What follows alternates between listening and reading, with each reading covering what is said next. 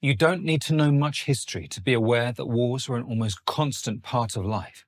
For example, between 1337 and 1814, England and France were in a state of war for 260 years, more than half of the time. However, while there have been endless wars throughout history, not all of them have had the same impact on the modern world. In this video, I'm going to go through what I think are the 10 most important wars in history. Now, they aren't necessarily the wars that involve the most people or that span the greatest territory, but instead the wars that have had the most visible impact on the world today. Number 10. The Gothic War of 376 to 382. This is one of the less famous wars on the list, but its impact was huge. The reason that the Gothic War of 376 to 382 is so important is because it was one of the key events that led to the fall of the Western Roman Empire. Needless to say, the collapse of Rome was a long process and there was no one single war that was the cause. That said, the Gothic War is often cited as the most important war in Rome's decline.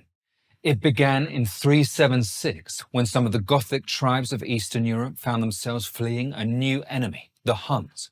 The Huns had swept across the Gothic homelands and the Goths were forced to flee. They arrived at the banks of the Danube River, the border of the Roman Empire, and pleaded for asylum.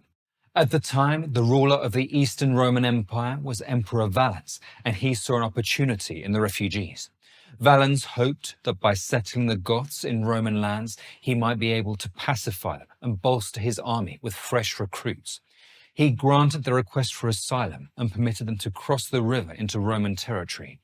However, as the Goths began crossing the Danube, things quickly started to go wrong. Corrupt Roman officials did a bad job of disarming the new arrivals, leaving them with their weapons. Another problem was that the Romans hadn't prepared to provide for such a large number of people. There wasn't enough food, and many Goths became so desperate that they sold their own children into slavery. Over time, the Goths became resentful towards the Romans. After just 1 year, in 377, that resentment boiled over and the Goths rose up in rebellion. Roman forces were sent to suppress the uprising, but the Goths were skilled in guerrilla warfare and were able to resist. As the rebellion continued, other disaffected groups joined the Goths, including ex-soldiers and slaves who saw a chance for liberation. The most important battle of the conflict came in 378 when Emperor Valens led an army to confront the Goths. He marched towards the city of Adrianople, where the main Gothic force had gathered. Without waiting for reinforcements, Valens recklessly ordered his troops into battle on August 9, 378. The Battle of Adrianople turned out to be a catastrophic defeat for the Roman forces. The Gothic cavalry outmaneuvered the Romans, and Valens himself was killed in the chaos, along with a significant portion of his army. That defeat was one of the worst in Roman history, and its effects were profound. Many regions were left defenseless, and the Goths were able to plunder them. Following Valens' death, a new emperor was appointed to rule the Eastern Roman Empire, Theodosius I. Theodosius took a more cautious approach when fighting the Goths, avoiding large-scale battles and instead engaging in minor skirmishes. Eventually, he realized that the best approach was actually diplomacy. Theodosius gradually began negotiating with the Gothic leaders, offering them land within the empire. The Goths were exhausted from years of war and accepted those terms, realizing that a negotiated settlement would provide more stability than continuing the fight. Eventually, in 382, Theodosius signed a formal treaty with the Goths in which they were given lands in Thrace. So, why was the Gothic War so important in the fall of the Western Roman Empire? Well, for a start, the peace agreement that they made was the first time that an entire barbarian population was allowed to settle in Roman borders and not be Romanized. The Goths were permitted to live under their own leaders and make their own laws. That marked the beginning of a new chapter in Roman history, one in which the boundaries between Roman and barbarian became increasingly blurred. Another important consequence was that the Roman Empire began to rely more and more on Germanic troops for its military. As you would imagine, those men were less loyal to Rome. The Germanic men didn't have much commitment to Roman values and were more likely to defect or rebel. Many of those new soldiers were more loyal to their tribal leaders or ethnic groups than to the Roman state. Needless to say, the fall of the Western Roman Empire was an absolutely pivotal moment in human history. Europe was plunged into what became known as the Dark Ages, with a huge amount of technological progress lost. Some places, like England, actually became even less advanced than they had been before the Romans arrived, with techniques for steel making and producing pottery forgotten. Entire cities, like London, were abandoned. In fact, the reason that the highest priest in England is in Canterbury is because it was one of the few settlements that wasn't totally depopulated after the fall of Rome. Had it not been for the Gothic War, who knows how long the Western Roman Empire would have survived. The Eastern Empire survived another 1,000 years, so perhaps the Western half could have as well. Number 9. The Chinese Civil War. The reason for the Chinese Civil War to be on the list is obvious. It is the reason that China became communist. If not for that, the worst famine in human history wouldn't have happened. I'm talking about the Great Famine of 1959 that killed more than 50 million people.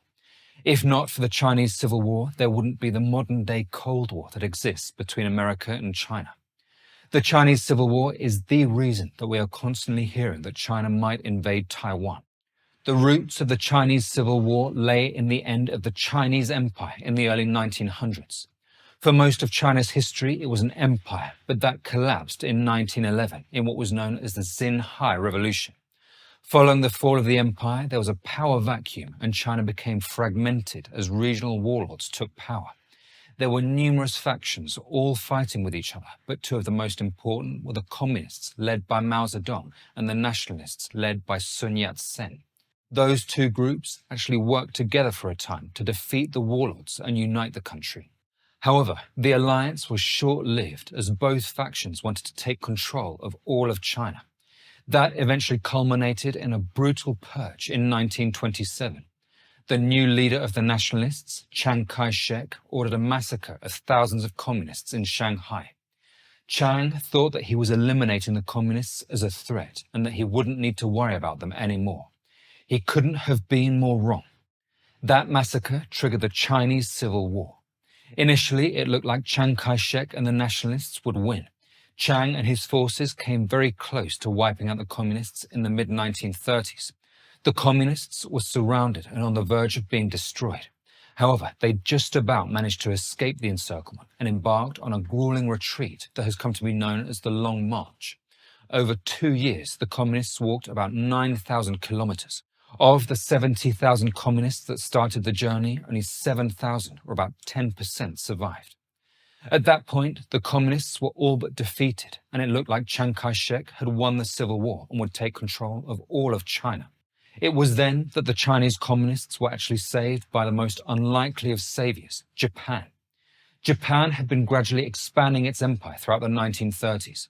In 1931, it invaded Manchuria, and over the next few years, it continued to take more Chinese territory. It was able to do that because China was so weak from the Civil War. Chiang Kai-shek had been employing a strategy of defeating the communists first, and once they were neutralized, he would fight the Japanese. However, as Japan was taking more and more territory, that strategy became extremely unpopular. Those surrounding Chiang wanted him to stop fighting the communists and focus on resisting Japanese expansion. Eventually, Chiang was taken prisoner by his generals and forced to agree to ally with the communists against the Japanese. All-out war with Japan broke out only 8 months later when Japanese and Chinese troops began firing at each other in Beijing. The war against Japan would take 8 years and temporarily stop the Civil War as both factions focused on fighting the Japanese. Eventually, in 1945, Japan surrendered after America dropped nuclear bombs on 2 Japanese cities. After Japan's defeat, the fragile truce between the nationalists and the communists quickly collapsed and the Civil War restarted. The United States did try to broker a peace between the two sides, but both were determined to take absolute power. Initially, again, it looked like the nationalists would win, but with Soviet support, the communists were able to hold on. Mao and his generals fought a guerrilla war, and it proved very effective. The nationalists, on the other hand, had severe internal problems, such as corruption and low morale. In 1948, the communists launched a decisive campaign in Manchuria, which was a turning point in the war. Over the next few months, they were able to take the major cities, including Beijing, Shanghai, and even Nanjing, the nationalist capital. Eventually, on October the 1st, 1949, Mao declared the founding of the People's Republic of China. The Communists had won the Civil War and would go on to kill tens of millions of people in their attempt to create a communist utopia. The nationalists retreated to the island of Taiwan and continued to claim that they were the rightful government of all of China. Those conflicting claims still exist to this day and are the reason that China is constantly threatening to invade Taiwan. Overall, the Chinese Civil War has a huge effect on the world today. If the nationalists had won, all of China might be like Taiwan, allied with the West and built on freedom and democracy. Instead, we have a totalitarian, genocidal, one-party state that spies on its citizens and covers up pandemics that it creates. Number 8. The Conquest of the Americas. Now, the conquest of the Americas wasn't a single war, but multiple wars, leading to the subjugation of much of Central and Southern America by the Spanish. The impact on the modern world is obvious. There are 20 Spanish-speaking countries. Every major country in the Americas, other than Canada, the USA, and Brazil, speaks Spanish.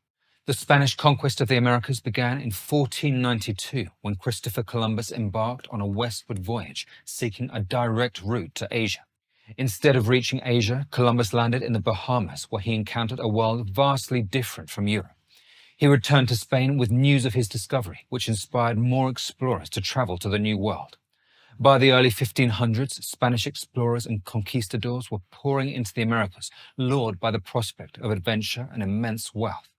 In 1519, one of those conquistadors, Hernán Cortés, arrived on the eastern shores of present-day Mexico. Cortés had heard stories of the Aztec Empire, which was said to be incredibly rich in gold. To conquer the Aztecs, Cortés forged alliances with indigenous groups who were resentful of Aztec dominance. Those alliances provided him with warriors and information about the complex politics of the region.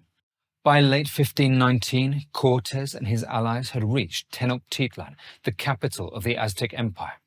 There they were initially welcomed by the Aztec Emperor Moctezuma II. Moctezuma, unsure of how to respond to these strange newcomers, allowed them to enter the city. However, the two sides quickly fell out. The Spaniards, with their superior weaponry, were able to take Moctezuma hostage and use him as a puppet to control the entire empire. Eventually, the Aztecs rebelled against the Spanish and forced them to flee Tenochtitlan. The Spanish suffered heavy casualties in what became known as the Noche Triste, or Night of Sorrows. However, Cortés was determined not to give up. He regrouped his forces, gathered even more indigenous allies, and returned to besiege Tenochtitlan. After months of brutal fighting and starvation within the city, Tenochtitlan fell in 1521. With that, the Aztec Empire was defeated.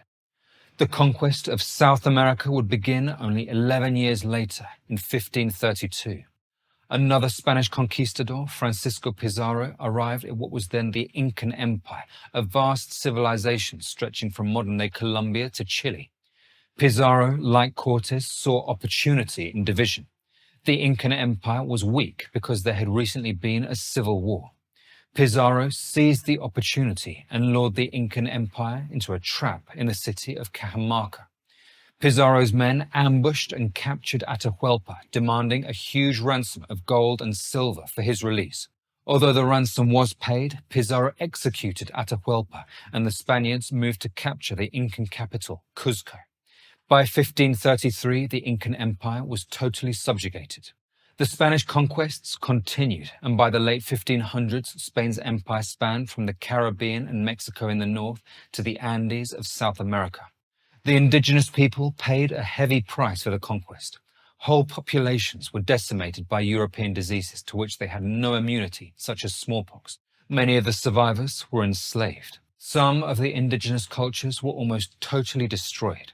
For example, Cuzco was the capital of the Incan Empire, but now almost nothing remains of that civilization. There are no buildings and very few surviving objects. Almost all of the Incan treasure was melted down and shipped back to Spain. In place of the indigenous cultures, the Spanish brought their civilization, and that is still very visible today. Latin America is largely Spanish-speaking and Catholic. The Spanish also brought their architectural style, which can be seen in small towns all over the continent. We will never know how the continent might look if it hadn't been colonized by the Spanish. Unfortunately, what is certain is that a huge number of the indigenous population would have died from disease. I will forever be known as the greatest enemy of Rome. Number 7, the Second Punic War. Now for another war that relates to the Roman Empire. The Gothic War that I mentioned earlier was related to the fall of Rome, but the Second Punic War was a key part of Rome's rise. Needless to say, the impact of the Roman Empire on the world can be seen all over the place. For example, every time you refer to the months of July or August, you are inadvertently referring to the Roman emperors, Julius Caesar and Augustus. We can also see the Roman Empire's impact on the world's languages. Over 2 billion people on the planet speak a language that is either derived from or influenced by Latin.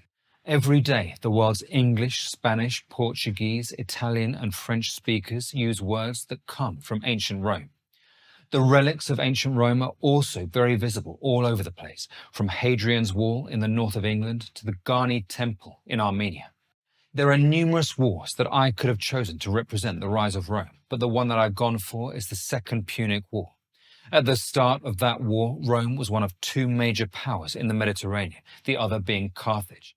Carthage was actually more established than Rome and may even have been more wealthy. However, by the end of the war, Carthage was on its knees and Rome was the undisputed master of the Mediterranean. The roots of the Second Punic War, of course, lie in the first, and that began in 264 BC. At the time, Carthage controlled the islands of Corsica and Sardinia, parts of western Sicily, and also areas in southern Spain. However, Carthage's power was about to be challenged by a rising force to the north, Rome. Rome was expanding fast. In the previous century and a half, it had brought the majority of Italy under its control, and now it was beginning to involve itself in Sicily. Carthage, seeing a threat to its sphere of influence, warned Rome to stay away from Sicily. However, the Roman Republic did not take orders from foreign powers, and so war was inevitable. The war broke out in 264 BC, and initially it didn't actually go well for Rome. Fighting across the water in Sicily required a navy, which Rome didn't have. Roman power had been built on the back of its highly effective legions, so while it could fight any power on land, it wasn't equipped to fight a naval war. However, the Romans quickly learned how to fight this new kind of warfare. They captured Carthaginian ships and copied their design, mass-producing them on a scale that Carthage couldn't match. They also innovated, inventing new tactics like the corvus that allowed them to pin their ships to the Carthaginians to cross over and fight in hand-to-hand combat. Eventually, after 23 years of war, Carthage surrendered and signed a humiliating agreement where it withdrew all claims to Sicily, Corsica, and Sardinia.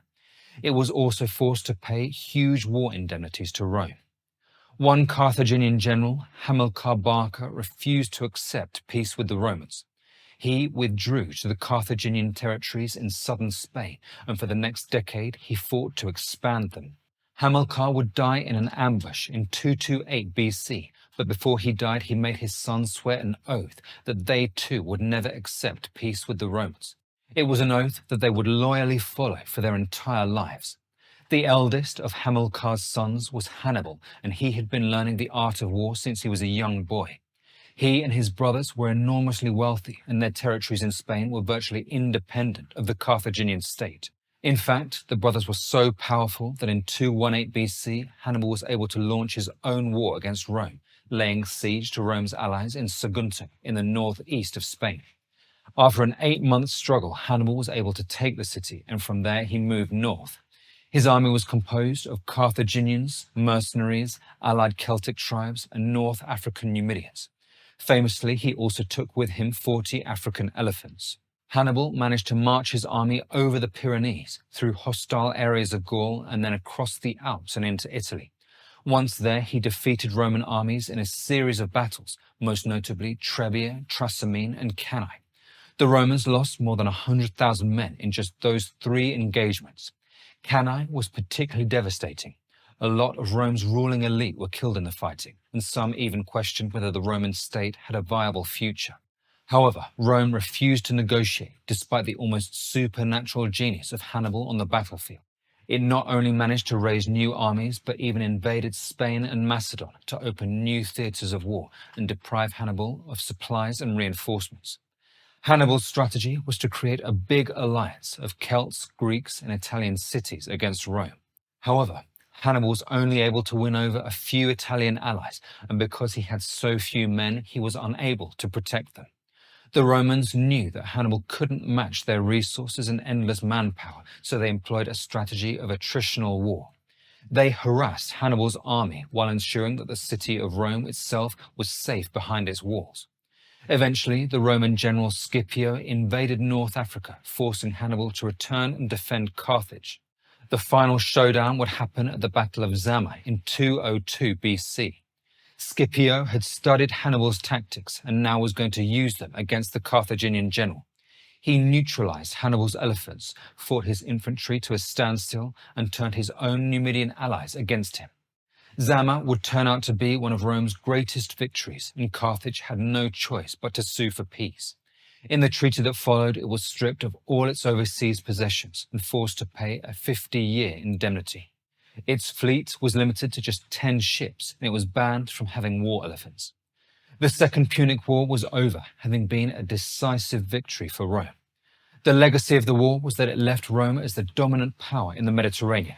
It had been a close call, and Rome had come very close to disaster. In the end, it won and removed the last obstacle to becoming the world's first superpower. Fire! Number 6, the 7 Years' War. Now for another of the less famous wars on the list, the 7 Years' War. That was a hugely complicated war in the 1700s that was fought all over the world. In fact, it's often argued that the 7 Years' War was the first truly global war, the real World War I. The war had 3 main theatres. The first was in Europe, where Britain and Prussia fought the combined forces of France, Spain, Russia, and Austria. The other 2 theatres were North America and India, where it was just Britain and France fighting for dominance. As you can imagine, with all those theatres happening simultaneously, the war was very complicated. It actually started in North America when British and French settlers began to skirmish in the Ohio Valley. One of the most important men in starting the conflict was actually George Washington. The conflict escalated, and 2 years later, Britain and France formally declared war. That brought the war to Europe and ignited already existing tensions between the powers. France, Austria, and Russia wanted to curb the growing power of Prussia, so they prepared to attack. With Britain already at war with France, and France on the verge of war with Prussia, Britain and Prussia formed an alliance to counter the French-led coalition. The war in Europe started in August of 1756, when Frederick the Great of Prussia launched a preemptive invasion of Saxony. France and Austria did try to retaliate, but they were unable to match the talent of Frederick on the battlefield. In 1758, he achieved a series of remarkable victories, defeating much larger armies due to his superior battlefield tactics. Meanwhile, in North America, the French were actually getting the upper hand against the British. With the aid of Native American allies, they won significant victories, taking the important fort of William Henry. However, in India, Britain won a hugely important victory at the Battle of Plassey, which effectively gave it control of Bengal. 1758 was a turning point in the war in North America. British Prime Minister William Pitt implemented a new strategy focusing more on colonial theatres, particularly North America. The British began to gain ground, capturing key French forts, which cut off French forces from their supply lines. In Europe, Prussia's situation was dire as Russian forces invaded. Frederick was fighting on all sides, but he just about held on through a combination of skill, resilience, and financial support from Britain.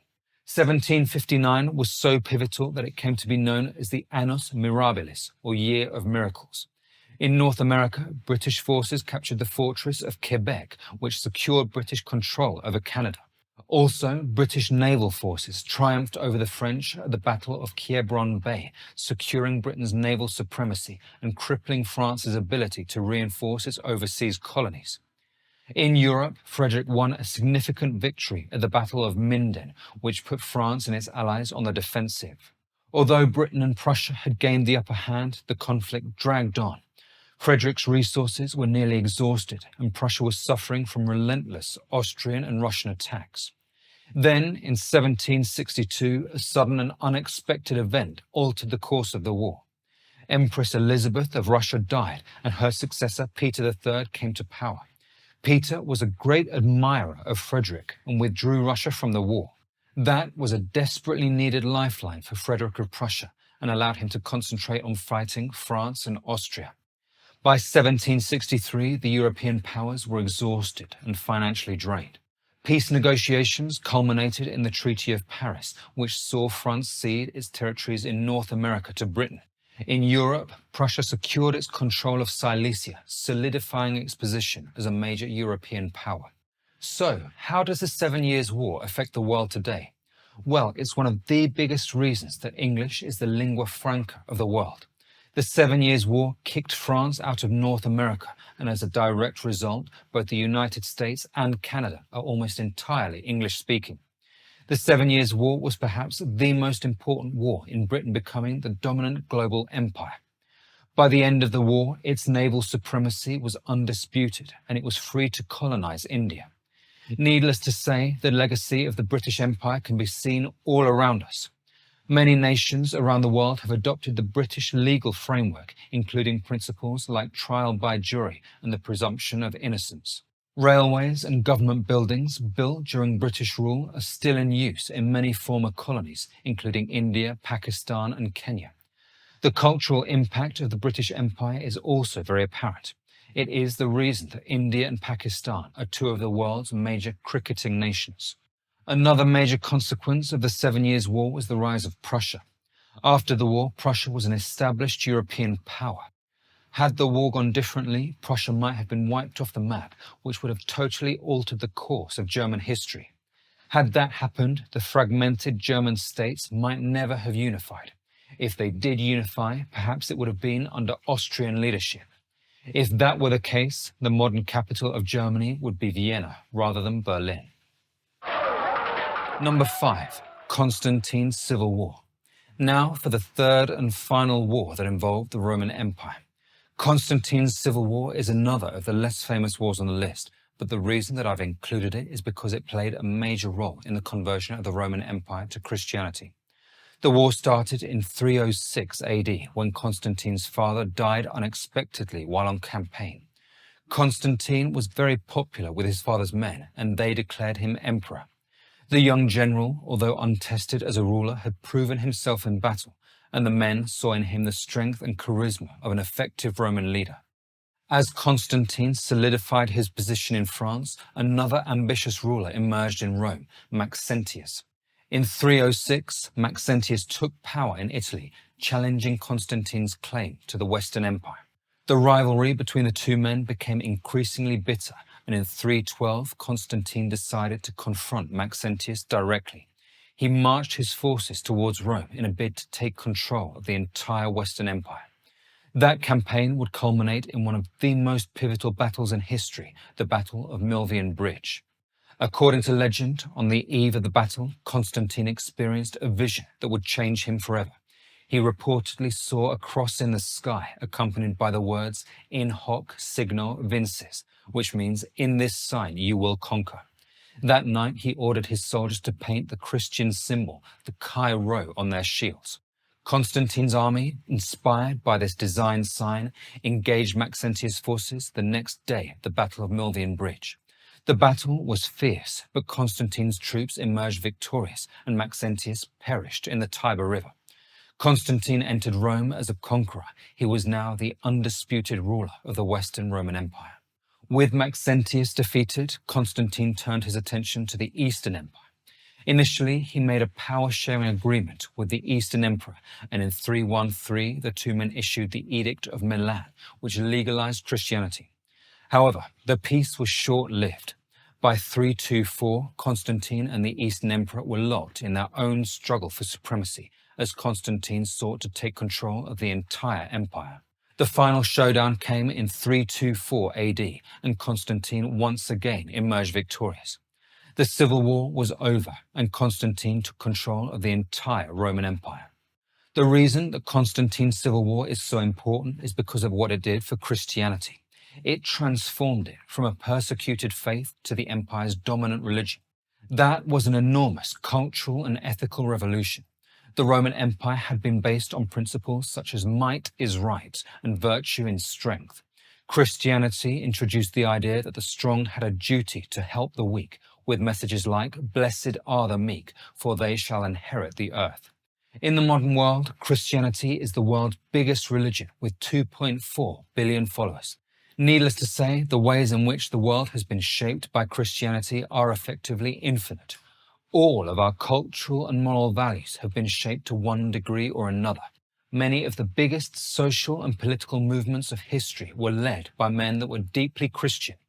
The abolition of slavery was led by men such as William Wilberforce and John Newton, both of whom were motivated by their deep Christian faith. We can also see the impact of Christianity in our architecture, language, music, and art. It is estimated that there are a whopping 37 million churches all over the world. It's possible that all of that enormous impact wouldn't have happened had it not been for Constantine's Civil War, and in particular, the Battle of Milvian Bridge. The future of the world now rests on Vasily Arkhipov's shoulders. Number 4, the Cold War. Now, the Cold War is quite different from the other wars on the list because really it was a power struggle, a fight for dominance over the globe. The two belligerents, America and the Soviet Union, never actually fought a direct war against each other. That said, they fought indirectly many times in proxy wars that took place all over the world. The Cold War began in the aftermath of World War II in 1945. America and the Soviet Union had just allied to defeat Nazi Germany, but once the war was over, relations quickly cooled. The Soviet Union forcibly took control of Eastern Europe and set up puppet governments, and that was totally unacceptable to America. The two superpowers also followed totally incompatible ideologies. The US supported democracy and capitalism, while the Soviet Union promoted communism and dictatorship.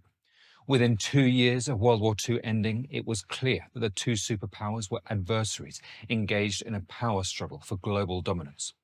As I said earlier, they never actually fought directly, but did fight indirectly through proxy wars. The first of those started in 1945, when China had a civil war, the war that I mentioned earlier. As in the other proxy wars, the Soviet Union supported the communist faction, while America supported the capitalists. The war would eventually be won by the communists, led by Mao Zedong. As that was happening, a major incident happened in Europe when the Soviets blockaded West Berlin in 1948. The Soviets controlled all of Eastern Europe, from East Germany to Romania, except for the small enclave of West Berlin. The Soviets wanted to take control of West Berlin, so they blockaded it, preventing any supplies from getting in. The US responded with an airlift to keep supplying the area with food and goods. Eventually, after almost a year, the Soviets gave up and lifted the blockade. Another major event happened in 1949 when the Soviets had their first successful nuclear bomb test. That totally changed the power dynamic of the Cold War. Until then, only America had nuclear weapons, but now the Soviet Union did as well. Very quickly, the two nations found themselves in an arms race to have the largest nuclear arsenal. 1949 would also see the creation of NATO, the North Atlantic Treaty Organization.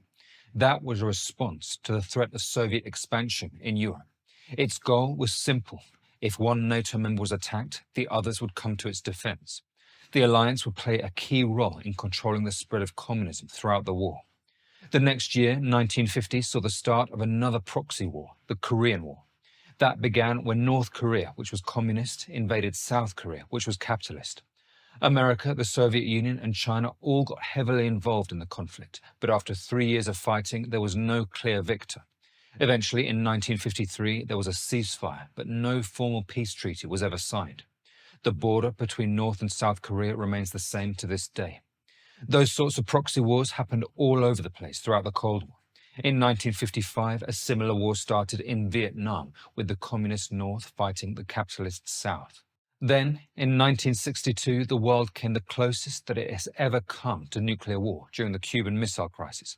It began because the Soviet Union placed nuclear missiles in Cuba, very close to the United States. The Americans found out about the missiles and demanded that they be removed. There was a tense standoff, and both sides prepared for nuclear war.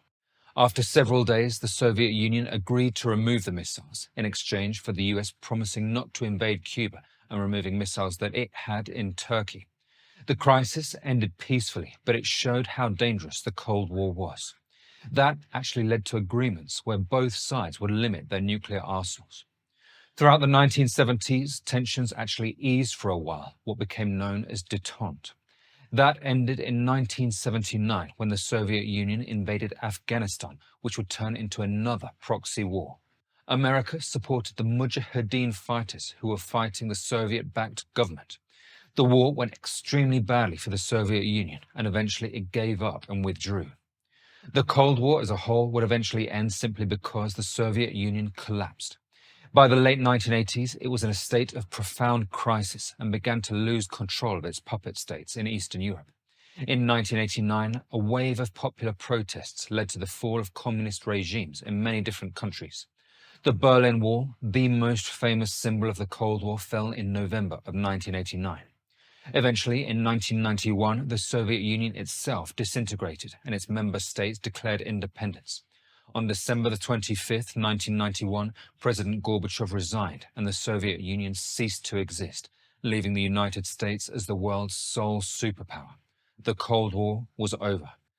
As you can imagine, there are numerous ways in which the effects of the Cold War can still be seen in the modern world. One of the most obvious is that many of the countries that the Soviet Union helped make communist are still communist. Some examples are China, Cuba, or North Korea.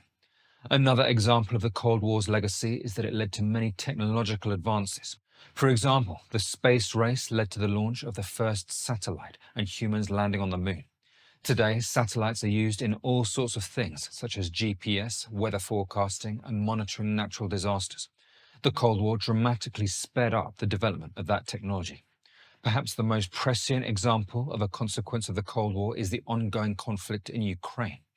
The Cold War ended with the collapse of the Soviet Union, which saw Moscow lose control of territories like the Baltics and Ukraine, which it had controlled for centuries. Since then, many of those nations have become more and more aligned with the West. Russia sees that as a threat to its influence, and in 2022 invaded Ukraine, in large part because it was determined to stop it moving closer to the West. Number 3, the early Muslim conquests. Now, to be clear, the Muslim conquests were not one single war, but a series of wars against various different states. That said, I wanted to include them on the list because the influence of the early Muslim conquests is so enormous in the modern world. For those that aren't familiar with how they happened, the main thing that you need to know about the early Muslim conquests is that they were astonishingly successful.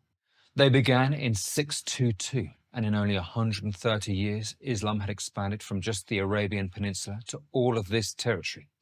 What is even more astonishing is that they were fighting some of the strongest and most established empires of the time. In particular, I'm talking about the Eastern Roman Empire and the Sassanid Empire. Those two empires had been around for centuries and were some of the most advanced states of the age. Despite that, the Muslims were able to totally humble them. They totally destroyed the Sassanid Empire and took a huge amount of territory from the Byzantines, including Egypt and the Holy Land. The breathtaking expansion didn't stop there. Over the next century, they made it as far west as Spain and as far east as Central Asia. The impact of the Muslim conquests on the modern world is obvious. Islam is the second biggest religion on the planet. If those conquests hadn't been so successful, Islam might have become a much smaller religion like Judaism or Sikhism. It might even have been extinguished entirely. One important question to ask is how the Muslims were able to do it. Particularly in their wars against the Eastern Romans and the Sassanids, it seems shocking that they were able to humble two rich and powerful empires. One of the biggest reasons for that is that the two empires had just finished a long and grueling war between themselves. From 602 to 628, the two superpowers were engaged in a 26-year-long struggle for dominance, which drained them and left them vulnerable. The Muslim conquests of those empires started almost immediately after the end of that war, and the weak and exhausted empires were unable to resist.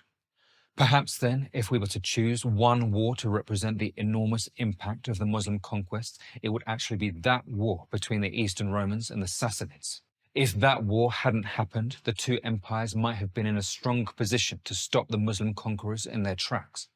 Perhaps the Holy Land would have remained in Christian hands, and Islam would have become a much smaller force in the modern world. Number 2. World War II.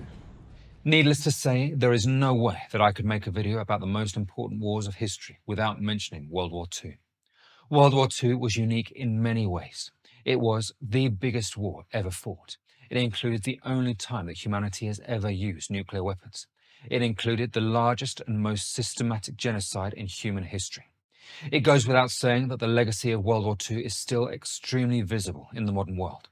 If you're watching this video, you probably know the story of the war, but I think it's worth briefly going through again. It began in Europe on September the 1st, 1939, when Nazi Germany invaded Poland.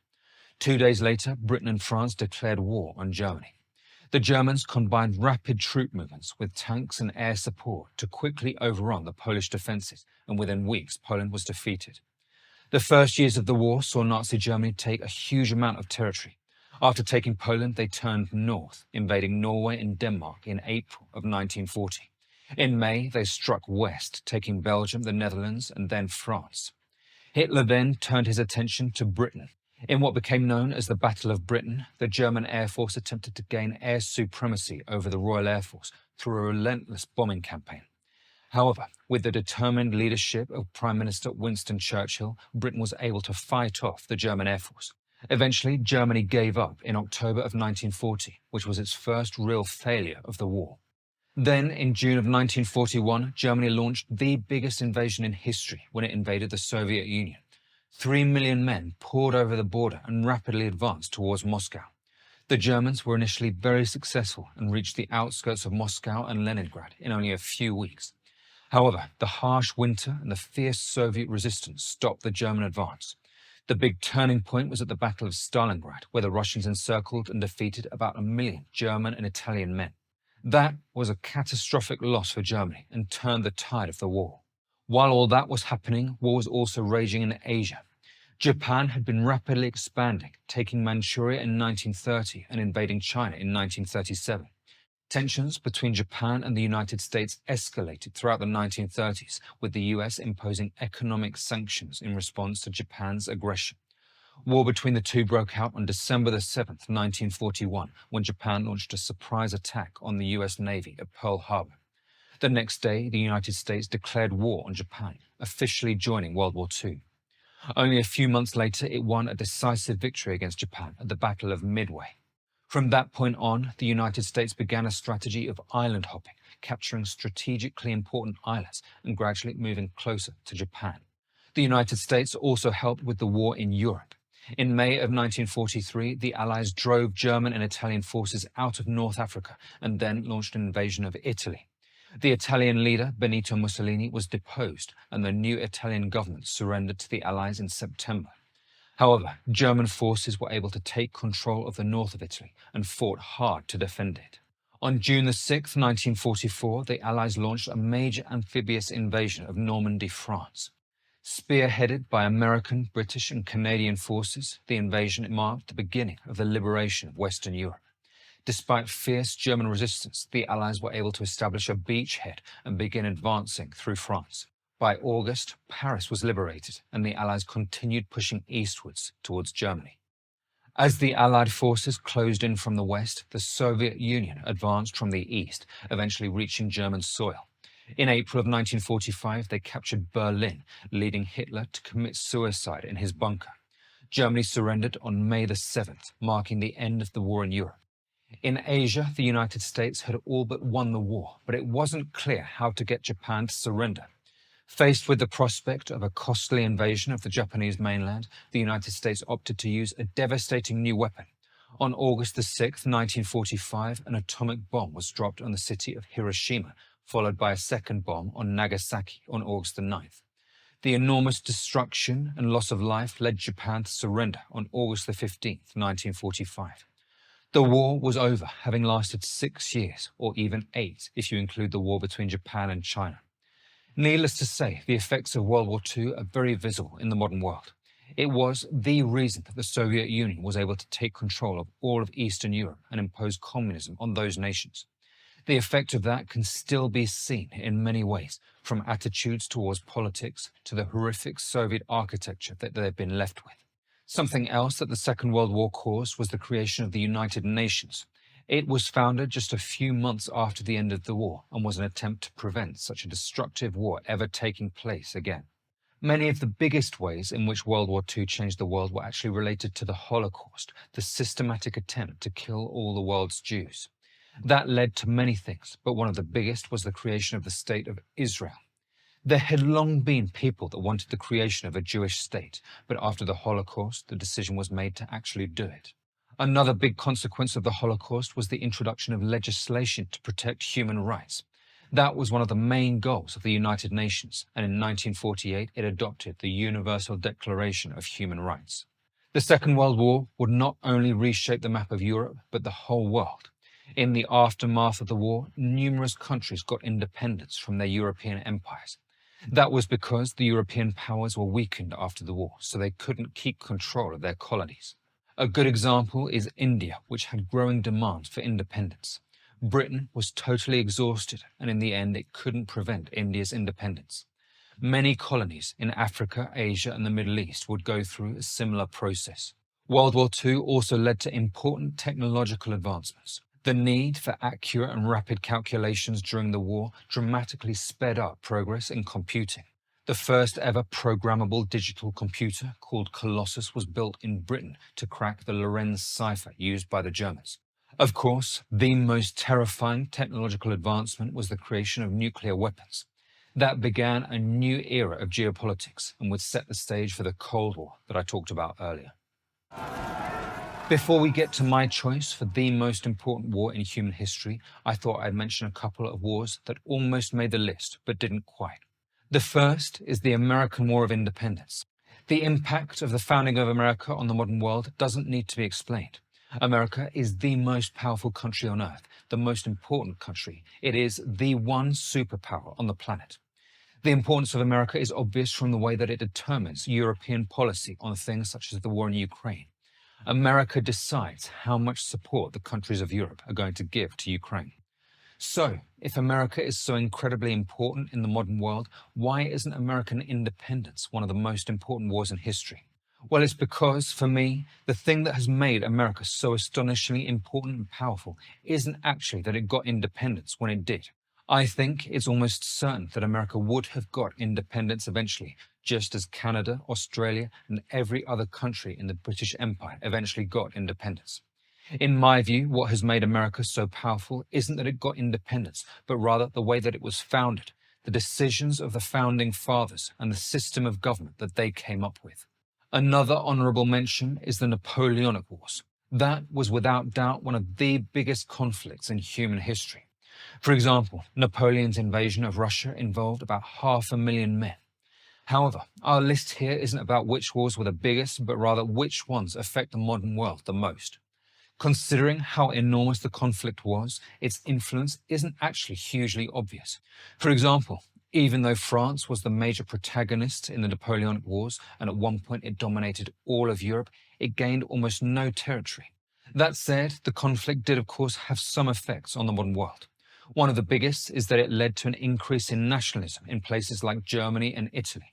At the time, those areas were made up of many small nations, but the invasions of Napoleon made them want to unite to better protect themselves. Another major consequence of the Napoleonic Wars was on the other side of the world, in the Americans. They led to the collapse of the Spanish Empire and the independence of Latin America.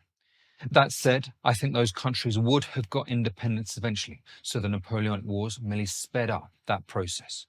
Now, for my choice for the most important war in human history. Number 1. The First World War. I've put World War I as number 1 on the list because simply it ended the world. I think the importance of a war can be determined to a large degree by how different the world looked after the war compared with before, and for me, no war changed the world as much as World War I. The map of Europe when the war ended in 1918 was unrecognizable from how it looked when it started in 1940. You probably know what happened in the war, but I'll quickly go over it again. It began after the assassination of the heir to the Austro-Hungarian throne in Bosnia on June 28, 1914. The assassin was a Serbian nationalist, and so Austria-Hungary blamed Serbia for the attack. They issued an ultimatum, and when Serbia didn't fully comply with it, Austria-Hungary declared war. That local conflict quickly escalated because of a complex web of alliances. Russia was allied with Serbia and began readying its military. Germany was allied with Austria-Hungary and declared war on Russia, and then on Russia's ally, France. To attack France, Germany invaded Belgium, which led Britain to declare war. 1 month after the assassination, all of Europe was at war. Germany quickly invaded France, hoping to defeat it as fast as possible before turning to fight Russia in the east. However, the French were able to stop the German advance just outside Paris. Both sides dug trenches, leading to the famous trench warfare. On the Eastern Front, Germany and Austria-Hungary faced off against Russia. The Eastern Front was more mobile than the West and didn't see much trench warfare. The scale of the casualties was staggering. Russia, in particular, lost huge numbers of men, but the sheer size of its army kept it in the fight. Meanwhile, new fronts opened up all around the world. The Ottoman Empire joined the Central Powers, leading to battles in the Middle East. Fighting also broke out in Africa and Asia as European powers clashed over their colonies. World War I saw the introduction of deadly new technologies such as machine guns, barbed wire, and artillery. Poison gas was first used in 1915 and caused horrifying injuries and deaths. Tanks and aeroplanes appeared for the first time, but those early versions were often unreliable.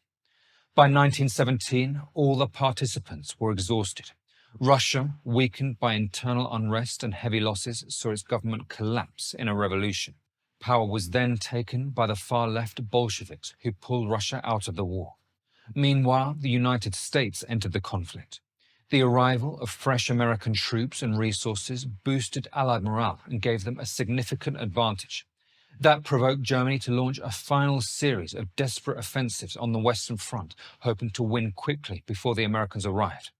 Those offensives were initially quite successful, but the Allies were eventually able to push them back. By autumn of 1918, the Central Powers were collapsing. Bulgaria surrendered in September, followed by the Ottoman Empire in October and Austria-Hungary in November.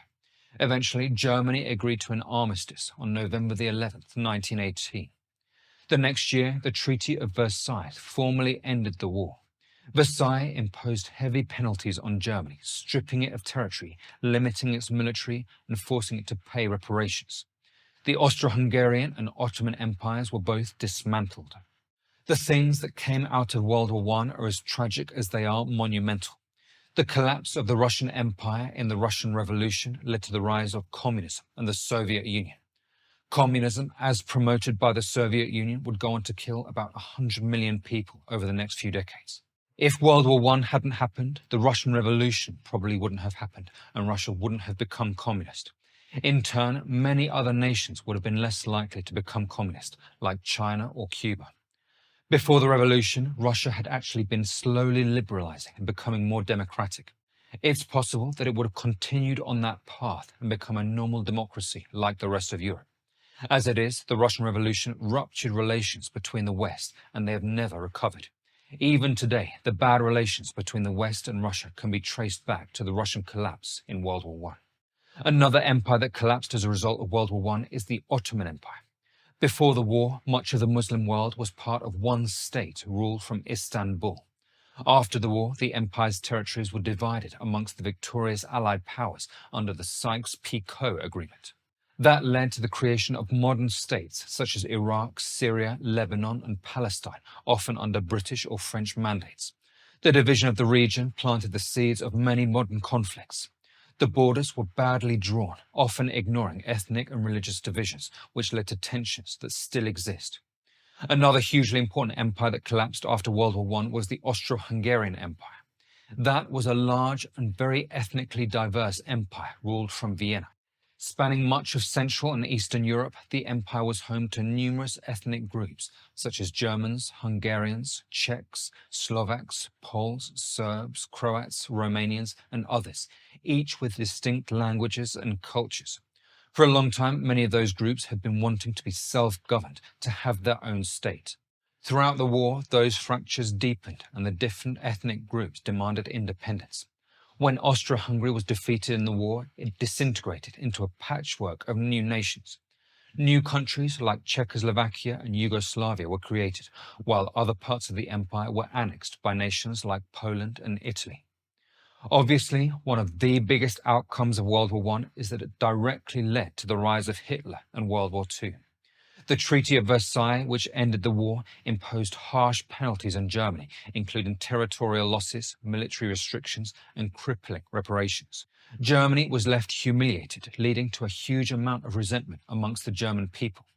That created a fertile ground for Adolf Hitler and the Nazi Party to rise to power. Hitler capitalized on the anger and desperation of the German population. He promised to reject the Treaty of Versailles and restore Germany's former glory. He pushed the idea that Jews had sabotaged Germany's war effort and were to blame for all the ills in society. That helped him come to power, and once in power, he began invading other nations, which ultimately started World War II. While the First World War was the reason that Germany as a whole went crazy, it might actually have been the reason that Hitler himself became so consumed with hate. It is debated when exactly Hitler became an obsessive anti-Semite, but it's known that he hadn't always been like that. In his early life, he actually had personal and business relationships with Jews in Vienna. He also had a Jewish doctor. It's very likely that the trauma that he suffered in World War I played a part in Hitler becoming what he ultimately became. I think World War I's transformation of Hitler personally is almost like a microcosm of the transformation of Germany as a whole. One of the unique and frankly strange aspects of World War I is how it seemingly came out of nowhere. Thousands of books have been published on the causes of World War I, which I think demonstrates how complicated and inexplicable it was. In my view, the war was definitely avoidable. None of Europe's leaders wanted the war, at least not the war that actually happened. The majority of them were desperate to prevent it. When the German ambassador handed Germany's declaration of war to Russia, he then burst into tears. The British Prime Minister also cried on the eve of war. That is why World War I is for me the most important war ever. It is also perhaps the greatest catastrophe in human history.